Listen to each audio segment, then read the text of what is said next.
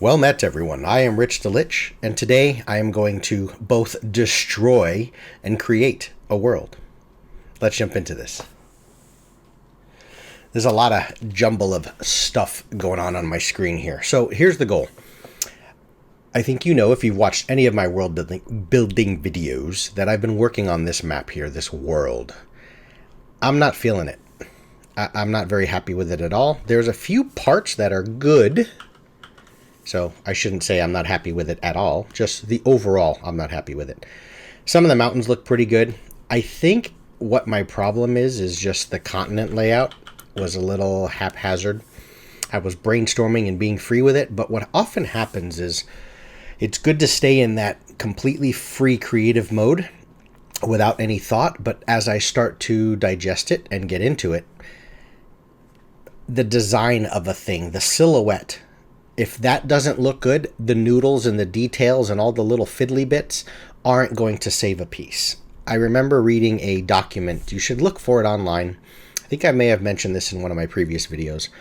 There is a Design 101 doc, so to speak, that came out long time ago by Valve, the company that makes the video game Half-Life and Portal and all that stuff, right?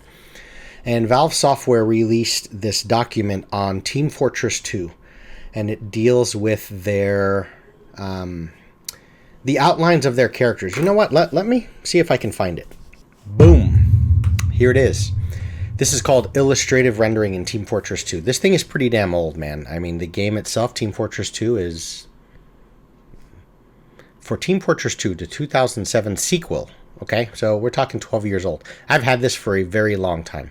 And I used to really delve into this stuff, even more than I do now, back when I was in video game art and design school in college. So I was really fascinated with just the creation of, at the time, were some of the best, most iconic looking video game, pieces of artwork out there. And one thing I've learned about is how much of these principles are used in a game like Overwatch. The iconic design of a thing, immediately readable from distance as a silhouette. That has to be correct first, right? So as we scroll down, like you'll look at this here, if I was to zoom in a little bit. Let's just fit with. As we look at these guys, you can, especially if you play the game and you know the characters, right? It stands out. You can immediately identify, coming around the corner, the heavy versus the scout who's over here, right? There's just that iconic feel to it. I don't want to kind of derail the intention of this video by going this direction, but what I was trying to highlight and illustrate to you is in a game like Team Fortress 2 in Overwatch, the overall aesthetic of something, the design of it on the outside from the silhouette, the black and white version, so to speak, needs to look right, because no matter how well I make these mountains and these rivers and all the little lakes and the things on the inside and the texture, I just wasn't feeling the shape of this. So what I'm going to do is right here on camera, it's not a clickbaity thing, I'm going to take this guy, don't worry about that one, and where are we at? We are at, I think it's in here, Unsorted Creations. If I click on New World, watch. There it is. This is the one that you've seen me work on for numerous videos, in both freeform videos and, uploading and talking about the direction I'm going with this thing.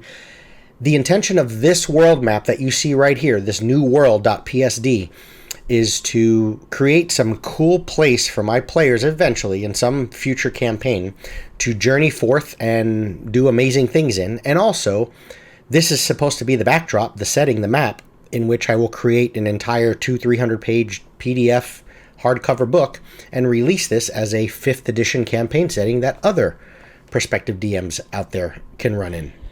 What I'm going to do is I'm going to take this guy and I'm going to delete it. And there it is in my recycle bin, and right here on camera, we'll empty it.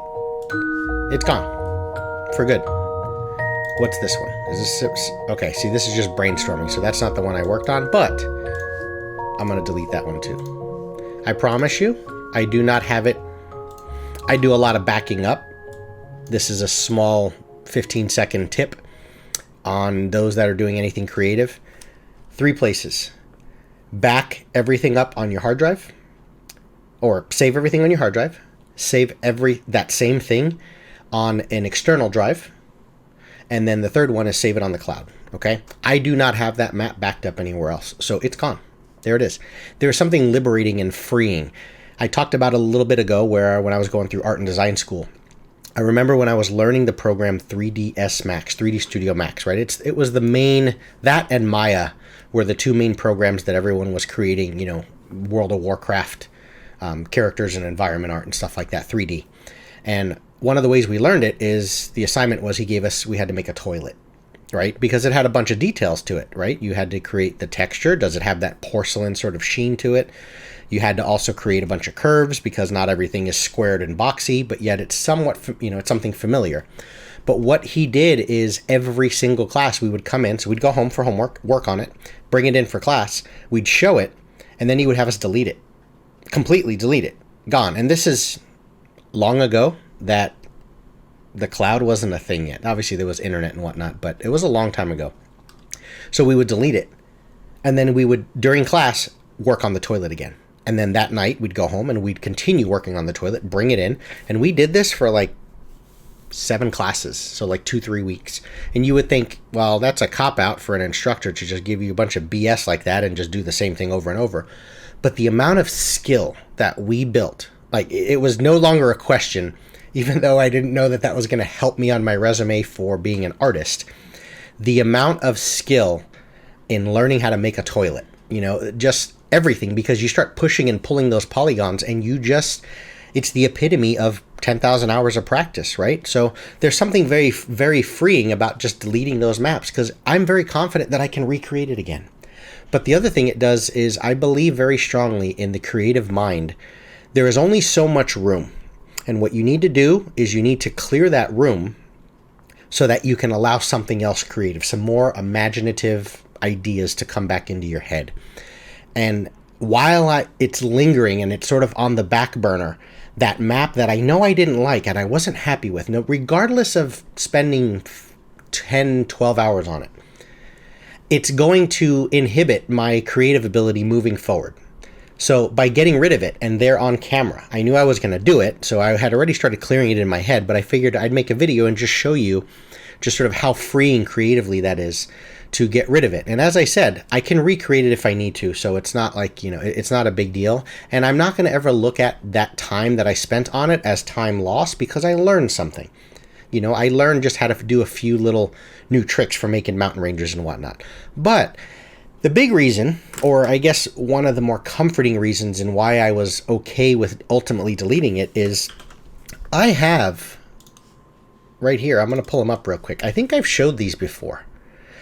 I may have just a complete dump of my computer system because there's a lot that's finna happen here, folks. But I'm going to open them anyway.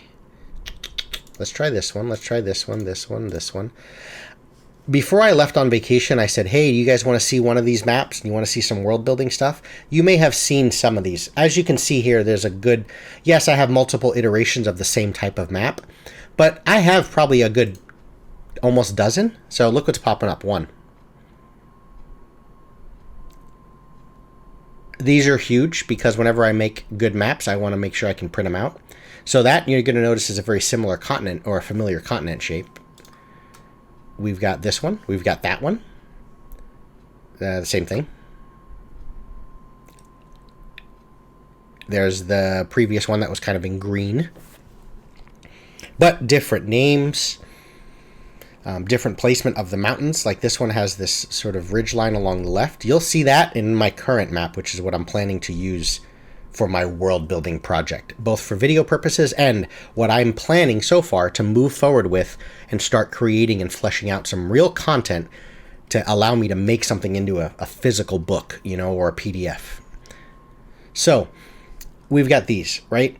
A lot of them are the same. I just was happy with continent shapes. This one I've actually run in this is a campaign that I just finished with my PCs from level 1 all the way up to 18, I think. So I use that continent shape a lot. There's the same continent shape, but I've changed it into this very dark, sunny, burned out world. This is completely created from scratch. This was very inspired by Middle Earth. This one here is the same thing with that same continent shape that I ran, but I just changed the names of places, and I kind of added in, I don't know what I added in there. Doesn't matter. So we'll get rid of that. Here's the one where now we have sort of this long ridge line called the Blood Wall right down the middle, sort of separating the continent in two halves. But this is where there's like the abundance of like the Fae or the Shadowfell is kind of permeating through the whole world. And then this one is completely made from scratch, and so on, right? So because I have so many other maps, I figured I'm going to get rid of the one that I wasn't feeling, and let me just use one of the ones that I've already made. All of those that I made, I just made them because I was on a real big cartography kick, and I wanted to just start drawing and making some stuff. And I figured, why not use one of the ones I've already made, because I'm feeling those a little more. Okay, so let's just take a look at a couple of things. What do we have? Let's zoom in. I've got this forest here of kale brim, whatever. I know that this is, notice if I look at color, there's more green there than anything else. So this has a very heavy influence of something druidic in nature. It doesn't have to be elves. Bullybog, that is a huge, like highly sophisticated groups of clans of bullywugs. I want to give the bullywugs some dragon level treatment, right? And make them a real potential threat. Like the intelligence is increased and some of their chieftains are in the CR 10-11 range. Okay. So that's the Bullybog. I don't know what I'm going to do with 1,000 coins yet. There's Jahamor, Jeweled Sands, blah, blah, blah. I think I want to have Tabaxi as a playable race. I think they're from Volo's Guide. And they're very sort of, as they are almost kind of in like the Elder Scrolls type of stuff. Like the way the Argonians are. Is that Argonians? Argothians? Whatever. I'm thinking Argothian pixies, I think, from Magic the Gathering. But how everything is very blunt. Like, their name might be, you know, Shield on Back, because he carries a shield on his back. So, for them, the sands are glistening and glittering. And it's rumored that there's some buried, you know, gems underneath there. So, they simply call it the Jeweled Sands. I don't know what I want to do with all this stuff. Okay, I don't know what I want to do with this stuff. The name, where these come from. I know Dagsmoke is a white dragon. Okay? I don't know what Riddlegut is, Sea of Blades, the Gracier Peaks. I don't know what Sildranth, Yithni Steppes. Yithni is some sort of godlike titan entity that once walked through this region. What's happened from that? I don't know. I don't know anything about the Ankazar Desert, Bankari. Now, one thing I do know a little bit is Seven Crows Watch. So this whole region right here is going to be known as the region of Narzad. That is the catalyst for, I guess, not the unique, but the appeal to my world. Whatever the name of this world is, I don't know what it's going to be called yet. Really bad group factions kingdom is right here. Okay, and I'm not talking about their gray area where sometimes, you know, you might side with them. Are they? No, they're just evil. You know, horrible things, undead and monsters and creatures and abominations, just the terrible force in the world. They're a little bit distant from the rest of the continent simply because of this here. This whole thing, right? It provides sort of this natural border. The Seven Crows Watch is, there are 7 people that wear these like raven head masks, hoods or whatever, something from World of Warcraft or whatever. And they are the 7 that sort of, they're like the overseers of these various fighter guilds. And one thing that is known is if you spend some time on guard duty, down here, down at the cliff base, not up here. You're never going to go up there. That's the bad guys. If you spend some time there, that's sort of how you earn your card, if you will. That's how you earn your rights to be among the legion of the forces. So that's where the Seven Crows Watch came in. Okay, we have Tenpenny Tower, which is some small race. I don't know which one I want to have yet, whether goblins, gnomes, or halflings. Tenpenny Tower. There's a tower here where they build iron golems, and that's why this is called the Iron Path. They build these iron golems, and that is one of the main, because you'll notice, other than just straight up falling and jumping off these cliffs, which the undead forces will do, or the horrible evil forces will do, this is an actual path that allows the bad things here to make their way into the whole of the main continent. And the Iron Path is heavily guarded by iron golems, right?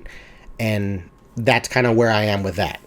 So I know that this region is supposed to be called something like Narzad, okay? And they are the sort of catalyst, like I said, of evil, but they're also the timeline in my world. Everything is known as sort of pre-Narzad or post-Narzad, or it should all just known as post-Narzad. Once however it got there. I don't know yet. I don't know if a god of evil just went and just planted all the bad guys in that region.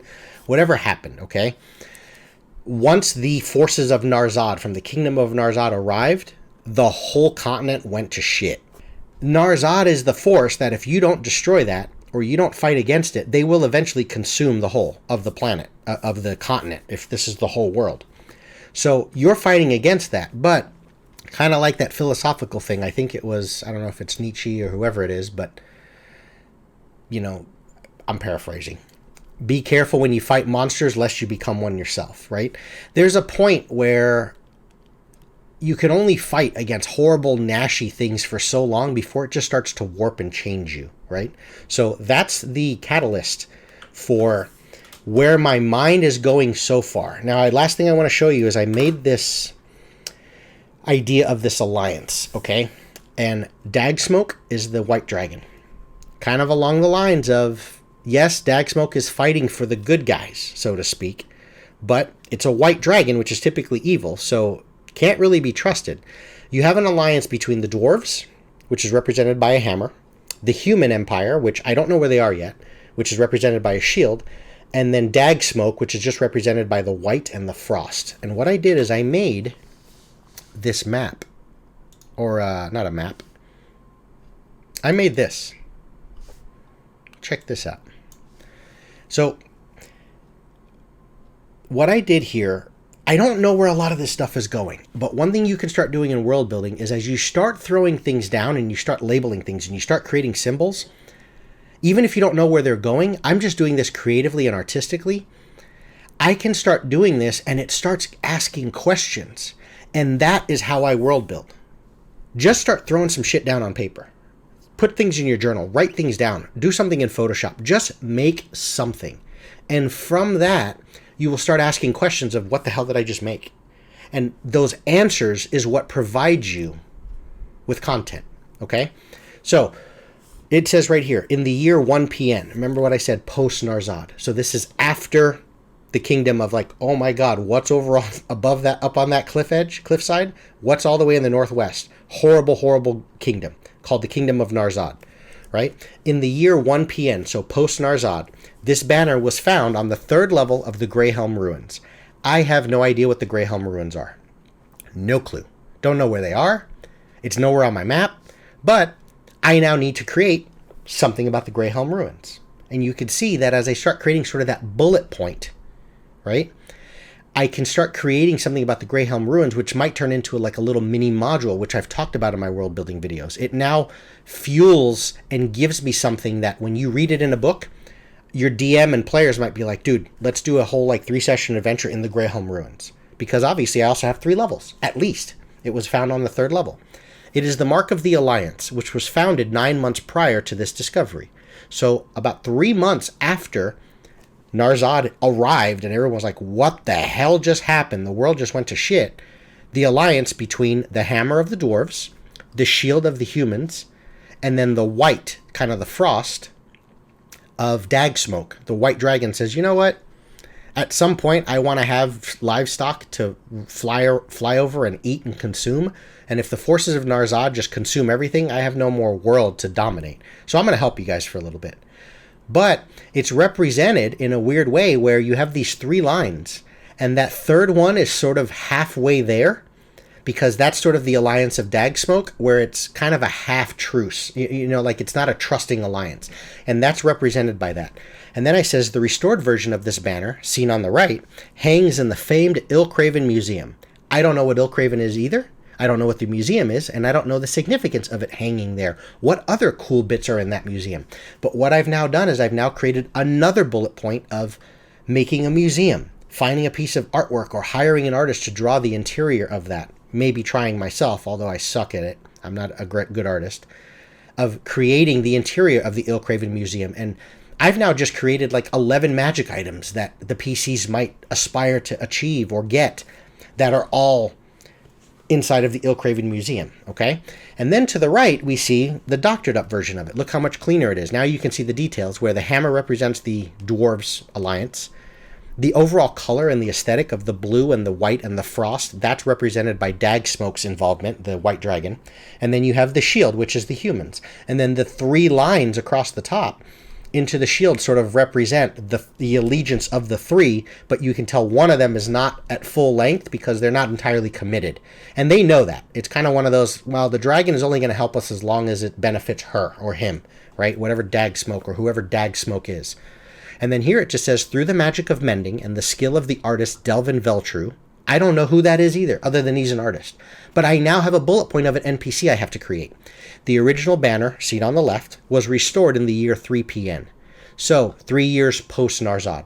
It took 2 years of this hanging up before, whether they actually worked on it for 2 years or maybe whatever, right? In timeline, I don't know what happened in that 2-year period. This banner hangs in the Illcraven Museum. Here we go again. Numerous copies have been made representing the mark of the Alliance as it stands today. So it's on shields, right? It's on their armor. It's on their tabards, or, I can look up on Wikipedia the medieval versions of things that were carried into war and battle. It's on their banners. It's hanging in, tapestries off the sides of their forts and castles and whatnot. When you see the Alliance at march, this version here on the right is the one that you're going to see. I just created that because I wanted to get into Photoshop and do some creative bits. But you can see how it's created so many little bullet points and good parts that I can take with me, that I now have so much fuel, and you can hear it in my voice, just the excitement of, let's talk more about the Alliance. Like, is Dagsmoke just straight up, per monster manual, ancient white dragon?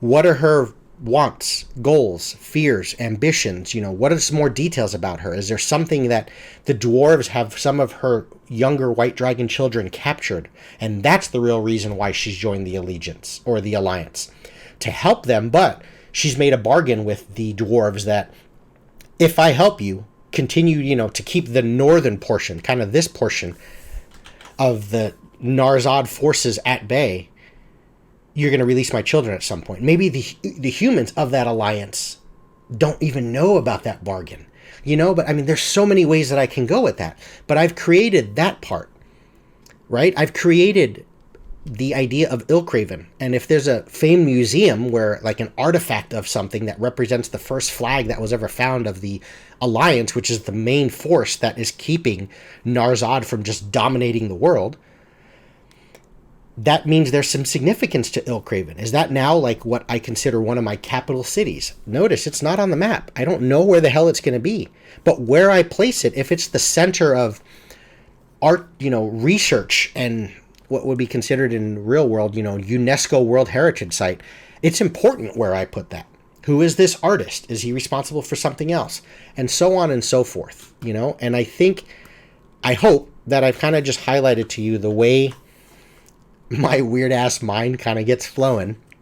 But as I start putting these things down and I start creating stuff, not only do I have kind of a cool layout map, a really cool layout like this of some symbols, is now I'm doing what in modern day, I made a video on this, I'm now creating my world's logos. I'm creating my McDonald's, my Google, my Apple, my whatever, right? My Toyota. So you see that banner, you know what it means. But am I going to go this direction where there's an old version and a new version? The other problem here is I don't remember exactly how I created the old version. There was something I did with the layer and drawing and stuff, but this has now informed me from aesthetics of just cool visuals. But you can see there's just a bunch of bullet points of little bits that I can write about. And that's how I create content. Before you know it, you have 10 pages just on the Alliance. And if I do that for different groups and factions, I have 150 pages and I have a world at that point. But each one all stems from and has a foundation of how cool is it for my PCs and the DM to be involved with that group? And what part do they have to play? I've rambled enough. This is sort of the new world building version as I've wiped my mind and my hard drive of that previous world, and this is where I'm going. So for those of you that are following along on the journey, I would completely welcome in comments any names that you might have for this world. What should it be called? The way I usually plan it out, though, is I kind of like coming up with the title of a book. I kind of create the whole story first and figure out the world and all that, and somewhere in there a title comes out of it. So that's all I have for you folks. Thanks everyone for watching, and take care.